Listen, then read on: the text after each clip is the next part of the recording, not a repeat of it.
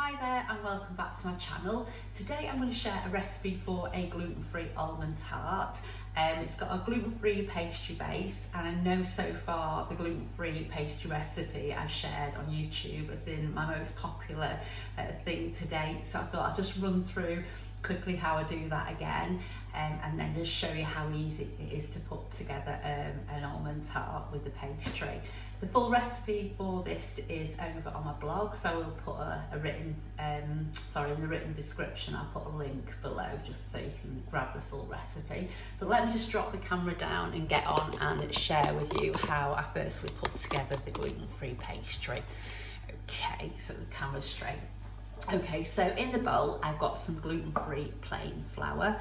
The flour I'm using today is Asda, and it's a really good flour, and it's really reasonably priced as well. I know this will only be available to people in the UK, but if you're watching from anywhere else, which I hope you are as well, then use your favourite gluten-free plain flour, and that will do the job perfectly for short crust pastry, for gluten-free short crust pastry. So into the bowl there I'm going to add some butter, and it's just chopped cold butter. Today I'm using salted butter, so I'm not going to add any additional salt into the flour, and then all I'm just going to do is just rub the butter into the flour. With gluten-free pastry, you don't need to get it to the fine breadcrumb stage, because you are going to knead the pastry a little bit once you've got it into a dough, so you don't need to worry about getting all the to say fine breadcrumb, as I mentioned before. And also as well, because you need to get water in here, you don't want the pastry coming together too quickly once you add the egg. So if you break it down too much, then it won't absorb as much water as you want. So that's why you don't want it to be as fine breadcrumb as standard pastry. Probably spotted, if you've not watched my pastry video so far, you'll spotted I've not added any xanthan gum. For pastry, gluten-free pastry, I prefer not to add xanthan gum. I do occasionally use it in other recipes. It's great in scones, and it's great for things like fruit cake, for holding the crumb together. And also as well, it is in the self-raising flour, the Asda self-raising flour that I actually use. I don't add any in there when I'm making things like sponge cakes, because there's enough in there already. But as I say, in here I'm not going to add it. I think it makes the pastry a little bit too hard. That's just my opinion. But there we go. Okay, so into that, so I've just rubbed it to that stage, so you can see there's still quite a few little lumps in there, but not to worry, because they will come out. So I'm just going to add there a beaten egg, and then just stir that round in there. Okay, the beauty about gluten-free pastry, it takes a little bit of time to get used to it, because you're breaking a few rules that you would use when you're making standard pastry. But once you get used to making it, it's really nice to work with. It's actually, I prefer it to work with than I do ordinary pastry, because it will take lots of handling, whereas ordinary pastry won't. Okay, now I'm just adding the water in now. Now, depending on the temperature, so today it's quite cold, you may need more or less water. Like I've added 4 dessert spoons there, and to be fair, it looks like it's not far. I've just add a little drop more. Okay, and that will do it. So like ordinary pastry, what you're looking for is it coming together and the bowl looking clean when you've wiped got the pastry into a dough. So there we go. So that's coming together nicely.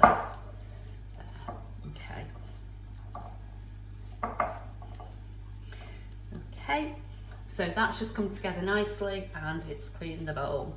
Okay, so now I'm just going to turn that out onto some paper. I like to use paper. I did have a little board before, but that's seen better days, so I've no longer got that. But the paper, I like to use that, because with there being a bit of egg in the pastry, I just think it sort of saves that getting all over the worktop. But that's just my preference. You don't have to use paper, just make sure you clean down well afterwards. Okay, so just can you see there? Okay, so that's just gone onto there. I'm just going to give my hands a quick wash. Okay, so before you start to roll the pastry out, it just needs to be worked to make it a little bit smoother. So if you just use a bit of flour and dust that over, and then just knead the pastry just for a few minutes, and it'll just make it nice and smooth. And any bits of butter that's still in there, you know, that you see them blobs of butter that were still larger pieces before, they will just now work into the pastry. Well, a little bit of pastry, a little bit of paper is going all over the show, so I'll just hold it down with one hand. So honestly, once you get used to, say, I know I said before about making gluten-free pastry, but once you get used to it, it really, really is plain sailing, and it will, say, give you the opportunity to make so many things that you would have enjoyed, you know, before you needed to be gluten-free. Okay, so basically you will feel how the pastry just goes smooth, and that's nice and smooth. And as I say, to be able to handle, you'd never be able to handle ordinary pastry like that, but you can, and you really will not spoil it. The only thing is, what I'd say is that with gluten-free pastry, you don't need to pop it in the fridge, because the only reason you chill pastry is to relax the gluten, and obviously there's no gluten in there, so this doesn't need to go in the fridge. And it is suitable, once you've got to that stage and you've worked it a bit, it's suitable to roll out straight away. I mean, I just think it's so nice and tactile to use. Okay, so just gonna cut that. So what I have done, I've greased a flan dish there, and you can use any dish that you like, but I think with an almond tart, you don't really want much crust around the side. I think something like this is a perfect sort of dish. If you've got a push-up tart dish, that would be wonderful as well, so whichever you prefer to use. I say on my recipe 7-inch, but this, I've measured it, it's about 7.5 inch, but give or take, it'll be absolutely fine. Okay, so I'm not going to need all this pastry. I'm just going to cut off what I feel I will need here. Okay, so I've just gone for slightly more than half there, because I feel that that will do it. Okay, and plus it will be easy to handle. I'm going to roll that other bit out afterwards and line another tart tin, which I've actually got ready there. I'm going to line that, and then I'm going to actually freeze that. I'll pop it in a freezer bag, and I'll cover it, pop it in a freezer bag, and then I'll use that at a later date. So that's what you can do with leftover pastry, you know, turn it into something, and if you don't need it straight away, then just, you know, pop it into a freezer-proof dish, and then roll it out, pop it into a freezer-proof dish, and then use it at a later date as and when you want to. But the thing is with gluten-free pastry, this, if I am going to start rolling it out now, if you leave it too long, because it has got the egg in it and things like that, it tends to dry out a little bit, so it is good to use it straight away, and you will find it a lot easier. As I say, that's so lovely and soft. Okay, so let's get this rolled out. Okay, and what I tend to do is have a little dish on the side. If you've got a dredger, that's brilliant, but rather than dipping into the bag of flour as well, because again, this pastry's got egg in, I don't like the idea of keep going in and out of the flour pack. So now you might notice that a few blobs of butter still show on there. I can see a few still showing in here, but it's all right. Don't worry if you see those, it's absolutely fine. Okay, I'm going to say don't worry as well if it breaks a little bit of the pastry, because you can always patch it up. I mean, I'm going to put this in the dish, and it may just break a little bit when I do, but I'm not too worried. Okay, so you do want to work with it quickly, as I say. If you leave that on the rolling pin too long, then it will just break up. So I'm just going to drop this gently into the dish, but just go gently with it. Okay, so that's just gone in there. And then I'm just going to, let me just pull that back so you can see that there. So I'm just going to ease that into the dish there like this. As I say, it's got a lovely texture, but it is prone to break a little bit, but don't worry, it doesn't matter if it does break a bit, it's absolutely fine. Okay, can you see that? That's great. Okay, so I've eased that in, because if you ease it in, it just means that when it cooks in the oven, it won't shrink back too much. Now, for quickness and the fact that this is going to be in the oven for 35 to 40 minutes, I don't actually blind bake this. I just fill this now and bake it. and it's just dead simple. Anything for making life easier is better. I mean, obviously, if you're going to use that and fill it for, say, like a lemon meringue pie and things like that, don't take, you know, long to cook. If you're just cooking your meringue on top, then obviously you will blind bake it. But I'm not blind baking this today. That's just my preference. If you want to do, then of course you do that, but I don't feel that it needs it. And I think as well, you know, overcooking pastry can make it a little bit hard, but that's just my preference again. Okay, so that's just that lined, okay, like that, and then I'm just going to trim it round. And the beauty about this, because it's just got the edge as it is, I don't even need to crimp this now. It's just going to be fine as it is. Okay, so there we go. That's the tart base all done, and then I'll just go on now and I can show you how to fill it, and we can go from there. Okay, so to fill the almond tart, I'm going to make some frangipane, and the frangipane is actually naturally gluten-free, and it's really, really easy to make. I've just got in here some butter. I've got some cubed butter. I have used unsalted butter for the frangipane, but if you use salted, it doesn't matter. It's absolutely fine. It won't make any difference, just a case of preference. So just before I put the mixer onto it, I'm going to just soften the butter slightly, because otherwise it will be flying all over the show. It generally does. So I'm just going to soften it. I did take the butter out a few hours ago actually, but because it is cooler, it's just taking quite a while to soften. But if you cube it, that will allow it to soften that bit quicker as well. So obviously a block butter will take longer. So okay, so that's the butter. But say, as I did mention before, the full recipe is over on the blog. But I'll just run through what I do put into it. So to that, I'm going to add some caster sugar. And then some ground almonds. With ground almonds, you do just need to double check on the packet that it doesn't have any may contain warnings, because things that can catch you out are things like, say that even dried fruit and even rice and things like that.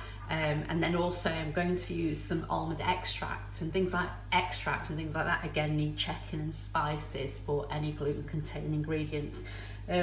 I do go for a really good essence now when I add, extract rather than essence, when I add things to like vanilla extract and almond extract, and I do think it makes a difference, you know, for the overall taste and things. So yeah, so I'm going to add a teaspoon of almond extract to that, and then just finally I'm going to add 2 eggs. I cracked them before and checked they were all right before, because I thought, knowing me, I'll crack them on film and then they won't be right. So I thought I'll do it all beforehand.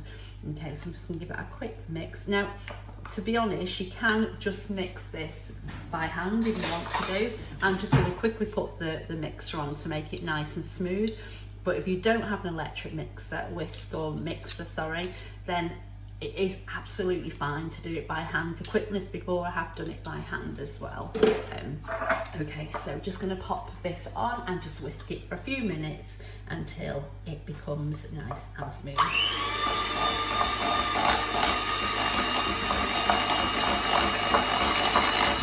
Okay, so that's nice and smooth now, and once it gets that stage, which literally just takes a couple of minutes once all the ingredients have mixed in together. Okay, so that's how the texture will look. For baking, I do quite often use Lurpak spreadable butter, but for the frangipane, I think it's really important that you use block butter. So as I say, whether it's salted or unsalted, that doesn't matter, but do use block butter for that, rather than spreadable. Okay, there we go. So that's that for now. Okay, so into the tart then, I'm going to put today I'm going to use raspberry jam.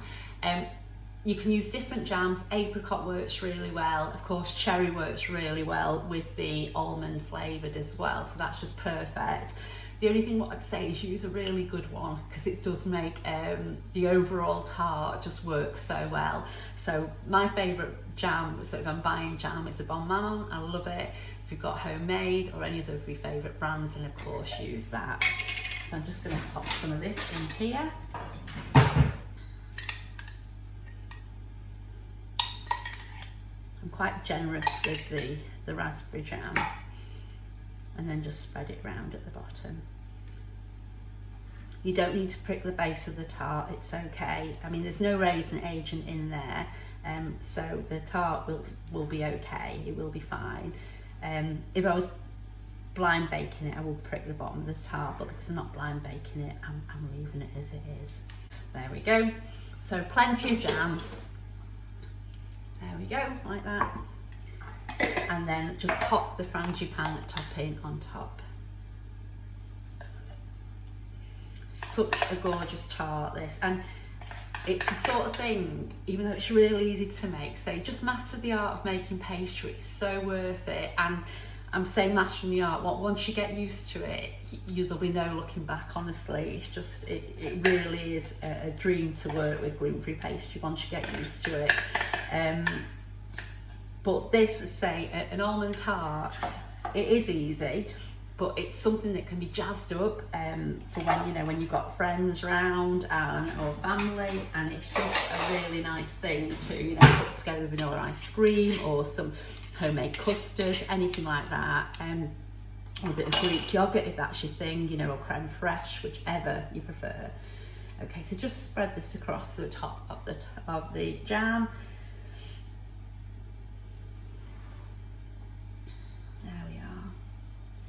Really, really straightforward.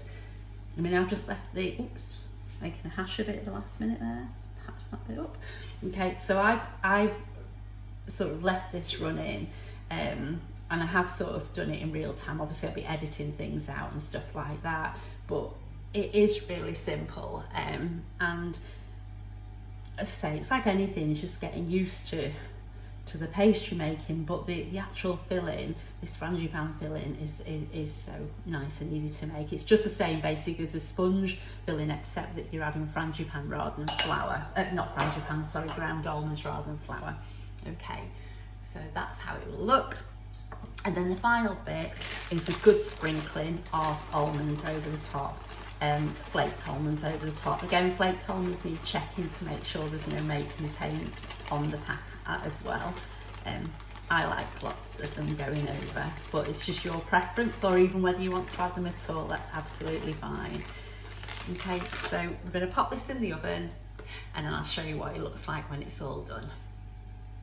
As I mentioned to you before about using up the leftover pastry, just thought I'd mention to you while the almond tart's in the oven at the moment, I've just rolled the remaining pastry out and just filled that tart dish. It's like one of them little enamel pie dishes, should I say.